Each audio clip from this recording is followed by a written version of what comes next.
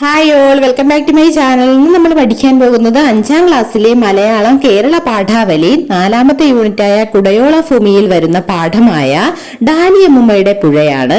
ഇതിനു മുന്നേ പഠിച്ച മഴ ചാറുമ്പോൾ കുടയോള ഭൂമി എന്നീ പാഠഭാഗങ്ങൾ കാണാത്ത ആരെങ്കിലും ഉണ്ടെങ്കിൽ മുകളിൽ ഐ ബട്ടണായിട്ട് ടീച്ചർ കൊടുത്തേക്കാം. നിങ്ങൾക്ക് കയറി ക്ലാസ്സുകൾ കാണാവുന്നതാണ്. അതുപോലെ സബ്സ്ക്രൈബ് ചെയ്യാതെ ആരെങ്കിലും കാണുന്നുണ്ടെങ്കിൽ ചാനൽ ഒന്ന് സബ്സ്ക്രൈബ് ചെയ്തേക്കുക, ലൈക്ക് ചെയ്യുക, നിങ്ങളുടെ കൂട്ടുകാരിലേക്ക് ഷെയർ ചെയ്യുക, ഹൈപ്പ് ചെയ്യാനും മറക്കല്ലേ.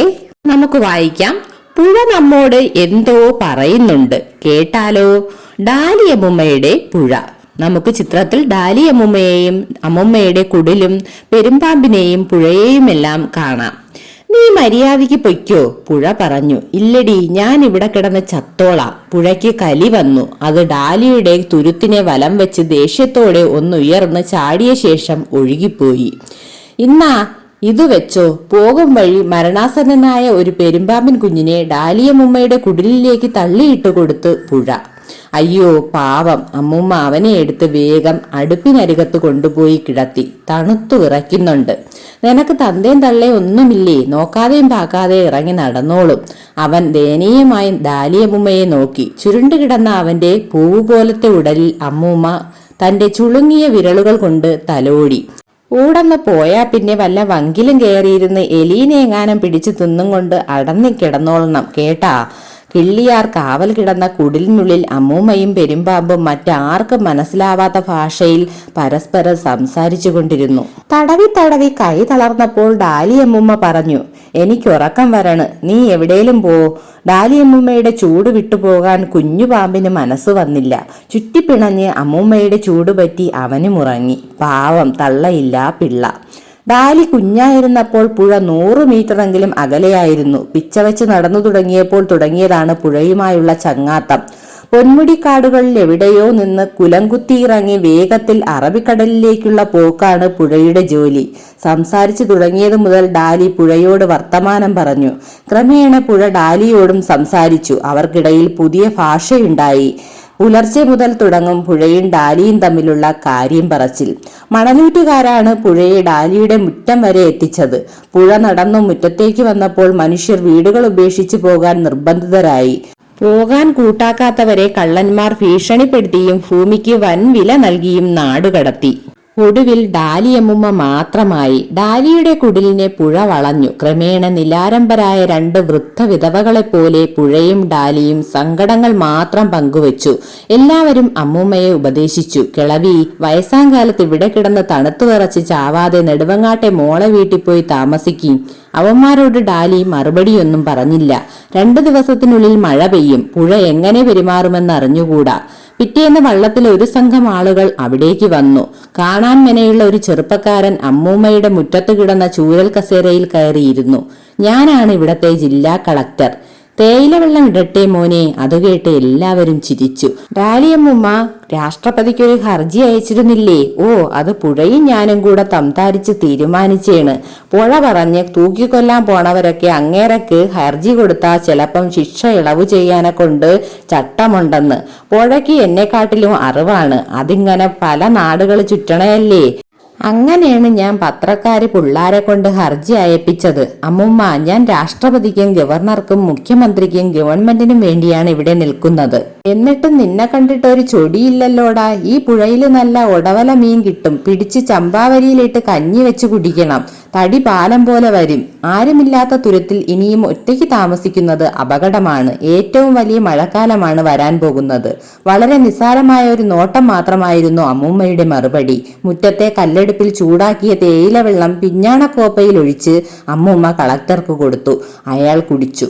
അതുകൊണ്ട് ഞാൻ പറയുന്നു, ഡാലിയമ്മുമ്മ ഇവിടുന്ന് താമസം മാറ്റണം. ചായ കൊള്ളാമോടാ കൊച്ചേ.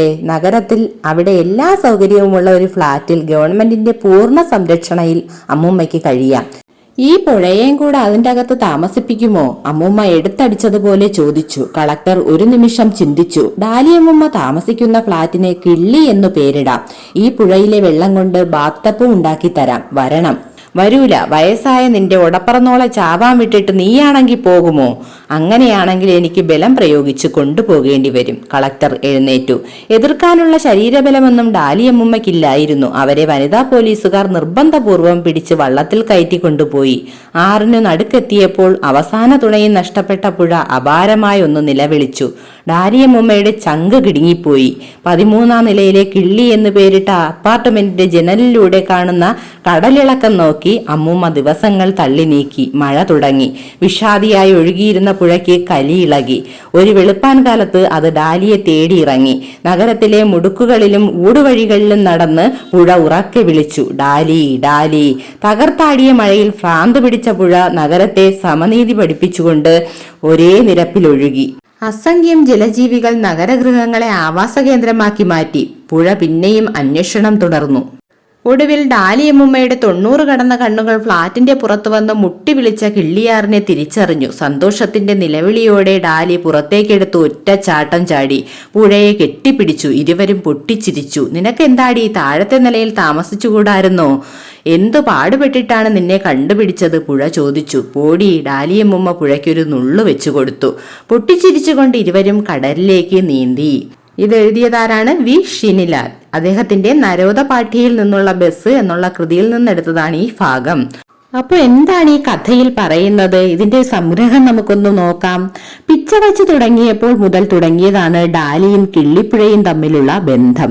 മിണ്ടി തുടങ്ങിയ കാലം മുതൽ ഡാലി പുഴയോട് വർത്തമാനം പറയും, പുഴ ഡാലിയോടും വർത്തമാനം പറയും. ഡാലിക്ക് വയസ്സായി. അവൾ അമ്മൂമ്മയാണിപ്പോൾ. പുഴയ്ക്കും വന്നു ഒരുപാട് മാറ്റങ്ങൾ. മണലൂറ്റുകാരാണ് പുഴയ്ക്ക് മാറ്റങ്ങൾ വരുത്തിയത്. പുഴ കയറി ഇപ്പോൾ ഡാലിയുടെ മുറ്റം വരെ എത്തി. ആരുമില്ലാത്ത തുരുത്തിൽ ഒറ്റയ്ക്ക് താമസിക്കുന്ന ഡാലിയമ്മയെ ഭരണകൂടം നഗരത്തിലേക്ക് മാറ്റി പാർപ്പിക്കുന്നു. ഡാലിയമ്മ പോകുന്നത് കണ്ട പുഴ ഹൃദയം നൊന്ത് കരഞ്ഞു. അടുത്ത മഴക്കാലത്ത് തന്റെ കൂട്ടുകാരിയായ ഡാലിയമ്മയെ തേടി പുഴ നഗരത്തിലെ ഫ്ളാറ്റിലുള്ള 13-ാം നില വരെ ഉയർന്നു ചെന്നു. ഡാലിയമ്മയും പുഴയും സന്തോഷത്തോടെ കടലിലേക്ക് യാത്ര പോവുകയാണ്. പുഴയും മനുഷ്യനും തമ്മിലുള്ള വേർപിരിയാനാവാത്ത ബന്ധത്തിന്റെ കഥയാണിത്. ആർക്കും മനസ്സിലാകാത്ത ആത്മബന്ധത്തിന്റെ കഥ. ഇനി നമുക്ക് ഈ പാഠഭാഗത്തിലെ ഓരോരോ ചോദ്യങ്ങളായി നോക്കാം.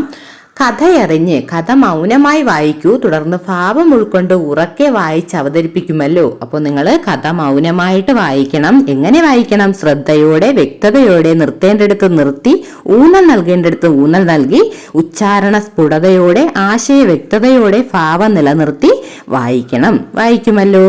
അടുത്ത ചോദ്യം നോക്കാം. കഥാപാത്രങ്ങൾ, സംഭവങ്ങൾ. കഥയിലെ കഥാപാത്രങ്ങൾ ആരെല്ലാം? അവരുടെ പ്രത്യേകതകൾ ഗ്രൂപ്പിൽ ചർച്ച ചെയ്യൂ. കഥാപാത്രങ്ങളെ പട്ടികപ്പെടുത്താം. നോട്ട് ബുക്കിൽ ക്രമമായി എഴുതൂ എന്നാണ് പറഞ്ഞിരിക്കുന്നത്. അപ്പോൾ കഥയിലെ പ്രധാന കഥാപാത്രങ്ങൾ ആരൊക്കെയാണ്? ഡാലിയമ്മ, കിള്ളിയാർ, പെരുമ്പാമ്പിൻ കുഞ്ഞ്, ജില്ലാ കളക്ടർ. എങ്കിൽ നമുക്കിനി കഥാപാത്രങ്ങളുടെ പ്രത്യേകതകൾ നോക്കാം. ഡാലിയമ്മ. കഥയിൽ ആദ്യാവസാനം നിറഞ്ഞു നിൽക്കുന്ന കഥാപാത്രമാണ് ഡാലിയമ്മ. വളരെയേറെ പ്രായമുണ്ടവർക്ക്. ഒരു തുരുത്തിൽ അവർ ഒറ്റയ്ക്കാണ് താമസം. പുഴ കയറി വന്നപ്പോൾ തുരുത്തിലുള്ളവരെല്ലാം തുരുത്തുപേക്ഷിച്ചു പോയിട്ടും കിള്ളിയാറിനെ ഉപേക്ഷിച്ചു പോകാൻ ഡാലിയമ്മയ്ക്ക് മനസ്സ് വന്നില്ല. അവരുടെ സുരക്ഷിതത്വത്തിനു വേണ്ടി കളക്ടർ വന്നവരെ ബലമായി നഗരത്തിലേക്ക് കൊണ്ടുപോവുകയാണ്. പുഴയെ വിട്ടുപിരിഞ്ഞതിൽ വലിയ ദുഃഖമാണ് അമ്മൂമ്മ അനുഭവിച്ചത്. പുഴയെ കൂടി ഫ്ളാറ്റിലെ മുറിയിൽ താമസിപ്പിക്കാമോ എന്ന് അമ്മൂമ്മ കളക്ടറോട് ചോദിക്കുന്നുണ്ട്. കുട്ടിക്കാലം മുതൽ പുഴയോടൊത്താണ് അവർ ജീവിച്ചത്. പുഴയെ പിരിയുമ്പോൾ ഡാലിയമ്മയുടെ ചങ്ക് കിടുങ്ങുന്നതും കഥയിലുണ്ട്. ഡാലിയമ്മയും പുഴയും തമ്മിൽ ആഴത്തിലുള്ള ബന്ധമാണ് ഉണ്ടായിരുന്നത്. കഥാവസാനം പുഴയോടൊപ്പം ഡാലിയമ്മയും കടലിലേക്ക് പോകുന്നു. ഡാലിയമ്മയുടെ ജീവിതത്തിന് സ്വാഭാവികത ഉണ്ടാകുന്നത് പുഴയോടൊത്ത് ജീവിക്കുമ്പോഴാണ്. സഹജീവികളോടുള്ള അമ്മുമ്മയുടെ സ്നേഹവും എടുത്തു പറയേണ്ടതാണ്. ഒരു പെരുമ്പാമ്പിൻ കുഞ്ഞിനോട് സ്വന്തം കുഞ്ഞിനോടെന്ന പോലെ അമ്മൂമ്മ പെരുമാറുന്നതും അതിനെ തന്റെ ചൂട് പകർന്നുകൊടുത്ത് സംരക്ഷിക്കുന്നതും കഥയിലുണ്ട്. അപ്പോൾ ഡാലിയമ്മയെ കുറിച്ച് നമ്മൾ പഠിച്ചു. ഇനി നമുക്ക് കിള്ളിയാറിനെ കുറിച്ച് നോക്കാം. ഈ കഥയിലെ പ്രധാനപ്പെട്ട കഥാപാത്രമാണ് കിള്ളിയാർ. കിള്ളിയാറിനെ മാനുഷിക ഭാവം നൽകിയാണ് കഥാകൃത്ത് അവതരിപ്പിച്ചിരിക്കുന്നത്. മനുഷ്യരെ പോലെ വികാര വിചാരങ്ങൾ അതിനുമുണ്ട്. കിള്ളിയാറും ഡാലിയമ്മയുമായുള്ള ബന്ധം ആഴത്തിലുള്ളതാണ്. അതുകൊണ്ടാണ് പുഴ അമ്മൂമ്മയെ അന്വേഷിച്ചിറങ്ങുന്നത്. അമ്മൂമ്മയെ കളക്ടർ വന്ന് നഗരത്തിലേക്ക് കൊണ്ടുപോകുമ്പോൾ പുഴ ശക്തമായി നിലവിളിക്കുന്നു. അത് പിന്നീട് അങ്ങോട്ട് വിഷാദിയായി ഒഴുകിക്കൊണ്ടിരുന്നു. മഴക്കാലം വന്നപ്പോൾ അതിന് കലിയിളകി. നഗരങ്ങളിലെ വഴിയിലൂടെയെല്ലാം നടന്ന് ഡാലി ഡാലി എന്ന് വിളിച്ചത് കരഞ്ഞു. ഡാലിയമ്മൂമ്മ താമസിക്കുന്ന ഫ്ളാറ്റിന്റെ 13-ാം നിലയിൽ വരെ പുഴ അന്വേഷിച്ചെത്തി. അമ്മൂമ്മയുടെ വാതിലിൽ മുട്ടി വിളിച്ചു. അവർ കെട്ടിപ്പിടിച്ച് സന്തോഷത്തോടെ കടലിലേക്ക് നീന്തുന്നതും കഥയിലുണ്ട്. ഇവിടെയെല്ലാം പുഴ വ്യക്തിത്വമുള്ള ജീവനുള്ള കഥാപാത്രമായി മാറുകയാണ്. അടുത്ത കഥാപാത്രം നോക്കാം. പെരുമ്പാമ്പിൻ കുഞ്ഞ്. തണുത്തു വിറച്ച് മരണാസന്നനായ ഒരു പെരുമ്പാമ്പിൻ കുഞ്ഞ് കഥയിൽ കഥാപാത്രമായി വരുന്നുണ്ട്. ശ്രദ്ധയില്ലാതെ നടന്നോളുമെന്ന് പറഞ്ഞ് അമ്മൂമ്മ വഴക്ക് പറയുമ്പോൾ അത് ദയനീയമായി അമ്മൂമ്മയെ നോക്കുന്നു. മറ്റാർക്കും മനസ്സിലാവാത്ത ഭാഷയിൽ പാമ്പിൻ കുഞ്ഞും അമ്മൂമ്മയും സംസാരിക്കുന്നു. ഡാലിയമ്മൂമ്മയുടെ ചൂടും പറ്റി പാമ്പിൻ കുഞ്ഞ് ഉറങ്ങുന്നതിനെ കുറിച്ച് വായിക്കുമ്പോൾ ഒരു കൊച്ചുകുട്ടിയുടെ മുഖമാണ് വായനക്കാരുടെ മനസ്സിൽ വരുന്നത്. പാമ്പ് എന്ന് കേട്ടാൽ ഭയമുള്ളവർക്കും ഈ കഥയിലെ പാമ്പിൻ കുഞ്ഞിനോട് സ്നേഹമാണ് തോന്നുന്നത്. കഥയിലെ അടുത്ത കഥാപാത്രമാണ് ജില്ലാ കളക്ടർ. തന്റെ ചുമതലകൾ കൃത്യമായി നിർവഹിക്കുന്ന ഒരു ഉദ്യോഗസ്ഥനാണ് ഈ കഥയിലെ ജില്ലാ കളക്ടർ. ഡാലിയമ്മൂമ്മയുടെ സുരക്ഷിതത്വത്തിനു വേണ്ടി ഗവൺമെന്റ് എടുത്ത തീരുമാനം നടപ്പിലാക്കാനാണ് ജില്ലാ കളക്ടർ തുരുത്തിലെത്തുന്നത്. സൗമ്യമായും വ്യക്തമായും അദ്ദേഹം അമ്മൂമ്മയോട് സംസാരിക്കുന്നു. തന്നെ ഏൽപ്പിച്ച ദൗത്യം കൃത്യമായി അദ്ദേഹം നിർവഹിക്കുന്നു. അടുത്ത ചോദ്യം നോക്കാം. ഇനി നമുക്ക് കഥയിലെ വ്യത്യസ്ത സന്ദർഭങ്ങൾ കണ്ടെത്താം. ഈ സന്ദർഭങ്ങൾക്ക് കഥയിലുള്ള പ്രാധാന്യം ചർച്ച ചെയ്യൂ. 1. പെരുമ്പാമ്പിൻ കുഞ്ഞിനോടുള്ള ദയവ്. 2. കളക്ടറുടെ വരവ്. ബാക്കി നമ്മൾ എഴുതാനുള്ള സ്ഥലം അവിടെ കൊടുത്തിട്ടുണ്ട്. 3. അമ്മൂമ്മയെ വനിതാ പോലീസുകാർ പിടിച്ചുകൊണ്ടു പോകുന്നു. 4. 13-ാം നിലയിലെ ജനലിലൂടെ കടലിളക്കം നോക്കി നിൽക്കുന്ന അമ്മൂമ്മ. 5. ഡാലിയെ തേടി നഗരത്തിലെത്തുന്ന പുഴ. ഈ സന്ദർഭങ്ങൾക്ക് കഥയിലെ പ്രാധാന്യം എഴുതാം. ആദ്യത്തേത് പെരുമ്പാമ്പിൻ കുഞ്ഞിനോടുള്ള ദയവ്. നിറഞ്ഞൊഴുകുന്ന പുഴ ഒരു ദിവസം മരിക്കാറായ ഒരു പെരുമ്പാമ്പിൻ കുഞ്ഞിനെ ഡാലിയമ്മൂമ്മയുടെ കുടലിലേക്ക് തള്ളിയിട്ട് കൊടുക്കുന്നു. അയ്യോ പാവം എന്ന് പറഞ്ഞ് അമ്മൂമ്മ ആ പാമ്പിൻ കുഞ്ഞിനെ ശുശ്രൂഷിക്കുന്നു. അതിനെ സ്നേഹത്തോടെ തലോടുന്നു. പാമ്പിൻ കുഞ്ഞും അമ്മൂമ്മയും മറ്റാർക്കും മനസ്സിലാവാത്ത ഭാഷയിൽ പരസ്പരം സംസാരിച്ചു. ഡാലിയമ്മൂമ്മയ്ക്ക് മറ്റ് ജീവജാലങ്ങളോടും സ്നേഹവും കരുതലും ഉണ്ടായിരുന്നുവെന്ന് നാം മനസ്സിലാക്കുന്നു. പ്രകൃതിയോടിണങ്ങി പ്രകൃതിയുടെ ഭാഗമായി ജീവിച്ച ഡാലിയമ്മൂമ്മയുടെ സ്വഭാവം വ്യക്തമാക്കുന്നതാണ് ഈ സന്ദർഭം. അടുത്ത സന്ദർഭം നോക്കാം. കളക്ടറുടെ വരവ്. ഒറ്റയ്ക്ക് പുഴയുടെ തീരത്ത് കഴിയുന്ന ഡാലിയമ്മൂമ്മയെ നഗരത്തിലേക്ക് മാറ്റി താമസിപ്പിക്കാനാണ് കളക്ടർ വന്നത്. കഥയിലെ വഴിത്തിരിവാണ് ഈ സന്ദർഭം. എത്ര പറഞ്ഞിട്ടും മാറി താമസിക്കാൻ കൂട്ടാക്കാത്ത അമ്മൂമ്മയെ വനിതാ പോലീസുകാർ ബലമായി പിടിച്ചുകൊണ്ടു പോകുന്നു. അമ്മൂമ്മയുടെ വികാരം മനസ്സിലാക്കാൻ കഴിഞ്ഞാലും ഇല്ലെങ്കിലും കളക്ടർ നിയമമനുസരിച്ച് പ്രവർത്തിക്കുകയാണ്. നിയമത്തിനപ്പുറത്താണ് ഡാലിയമ്മൂമ്മയും കിള്ളിയാറും തമ്മിലുള്ള ആത്മബന്ധം. അടുത്ത സന്ദർഭം നോക്കാം. അമ്മൂമ്മയെ വനിതാ പോലീസുകാർ പിടിച്ചുകൊണ്ടു പോകുന്നത്. വികാരനിർഭരമായ ഒരു സന്ദർഭമാണിത്. ആത്മസുഹൃത്തുക്കളാണ് ഡാലിയമ്മൂമ്മയും പുഴയും. പുഴയെ പിരിയാൻ അമ്മൂമ്മ തയ്യാറാകുന്നില്ല. പുഴയെ പിരിഞ്ഞൊരു ജീവിതം അമ്മൂമ്മയ്ക്ക് സാധ്യമല്ലായിരുന്നു. പുഴയ്ക്കും അങ്ങനെ തന്നെയാണ്. ഉദ്യോഗസ്ഥരോട് എതിർത്തു നിൽക്കാനുള്ള ശരീരബലം അമ്മൂമ്മയ്ക്കില്ല. ജനിച്ചു വളർന്ന ഇടത്തു നിന്നും വാർദ്ധക്യത്തിൽ പറിച്ചു മാറ്റുമ്പോൾ അവർക്കുണ്ടാകുന്ന ഹൃദയവേദന വായനക്കാരുടെ ഉള്ളിലും ഉണ്ടാകുന്നു. അടുത്ത സന്ദർഭം നോക്കാം. ഡാലിയമ്മൂമ്മയെ തേടി നഗരത്തിലെത്തുന്ന പുഴ. ഡാലിയമ്മൂമ്മയെ നഗരത്തിലേക്ക് ബലമായി കൊണ്ടുപോയപ്പോൾ അവസാന തുണയും നഷ്ടപ്പെട്ട പുഴ നിലവിളിക്കുന്നു.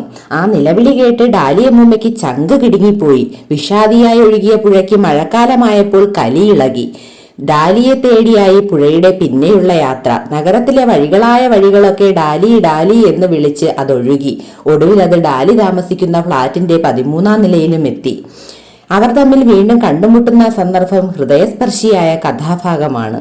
കഥയിലെ പ്രധാന കഥാപാത്രമാണല്ലോ കിള്ളിയാർ. നമുക്ക് കിള്ളിയാറിനെ കുറിച്ചൊന്ന് നോക്കാം. കിള്ളിയാർ കരമനയാറിന്റെ പോഷക നദിയാണ് കിള്ളിയാർ. തിരുവനന്തപുരം നഗരത്തിനെ കിള്ളി നദിയുടെ വരദാനം എന്ന് വിശേഷിപ്പിക്കാം.